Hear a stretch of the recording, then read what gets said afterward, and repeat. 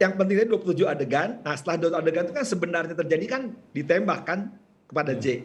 Tapi kan setelah itu muncul dibikin isu, dibikin rekayasa ya yang menyebabkan 90 oknum atau pelaku polisi lainnya kena. Itu hanya turunan dari peristiwa 27 ini ya, 27 adegan lah kita sebut sekarang. Adegan sebenarnya kan 27 adegan yang akan diperagakan. Tapi kan sebelumnya kita disajikan seolah tembak-menembak. Nah, ketika tembak-menembak dibikinlah rekayasa. Ada tawaran uang lah 1 miliar lah 500, kemudian bla bla bla lah janji-janji gombal. Itu hanya turunan Mas Septimi. Jadi nanti kelak pasalnya akan berlainan. Kalau yang ini mainnya di 340 atau 338 subsidiarnya. Jadi menghilangkan nyawanya di 27 adegan yang akan dibuktikan. Tapi setelah itu 27 adegan yang sebenarnya itu, tapi kemudian disajikan tembak-menembak serang mulai terbongkar itu bukan, ya sekali lagi. Itu akan menyebabkan pasal-pasal tadi obstruction of justice maupun menghilangkan barang bukti yang pasalnya 221, 220 atau 224 ya. Itu akan lain ya. Itu turunan dari yang utamanya yaitu pembunuhan gitu ya. Utamanya mah 27 adegan karena itu nyangkut 340. Tapi kalau nanti yang 1 miliar, kemudian 500 juta berbagai lainnya atau juga janji lainnya malah menjadikan SP3. Nah, apalagi ada yang uang kan. Itulah kewenangan ya KPK, kewenangan kejaksaan, kewenangan kepolisian sendiri karena ada pasal suap di situ. Tapi itu soal lain, itu turunan dari pasal pembunuhan sebenarnya. Tapi kalau kita jangan dulu jauh ke sana lah. Yang penting menurut saya ya 340 aja mainnya, 338. Kalau 340 terbukti dan itu sangat sadis dilakukan, kan ancamannya mati. Ya, kalau nanti hakimnya berani menjatuhkan mati atau seumur hidup, sekali lagi, kalau mati seumur hidup, ya hakimnya berani.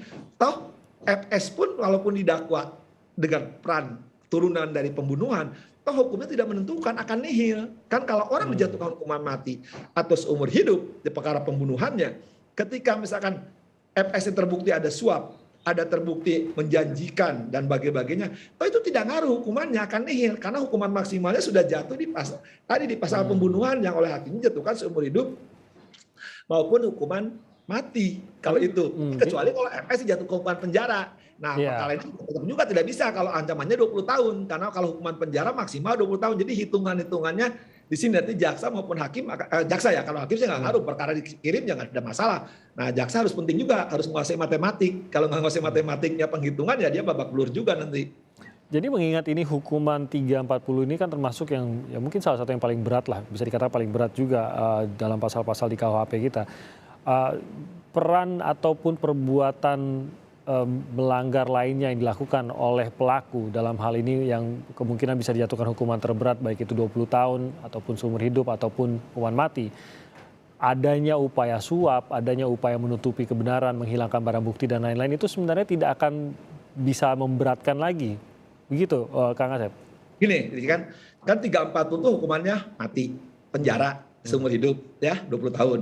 Jadi kalau perkara ini misalkan lancar, katakanlah dengan asumsi ya hitungannya.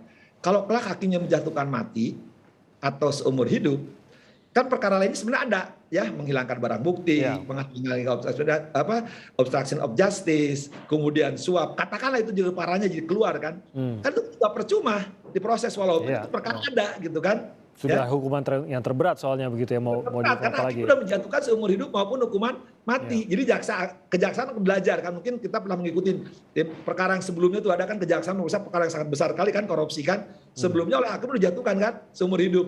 Jaksa masih mengajukan. Nah, ini dijatuhkan hukuman nihil kan. Ya nihilnya nggak ada karena ya percuma ada yang udah dijatuhkan hukuman, nggak bisa hukumannya menjadi akumulasi kan. Nah, kalau hukuman sekali lagi, jadi kalau nanti kelak 340-nya sekali lagi, kalau hakimnya penganut hukuman mati, pasti mati atau seumur hidup kan.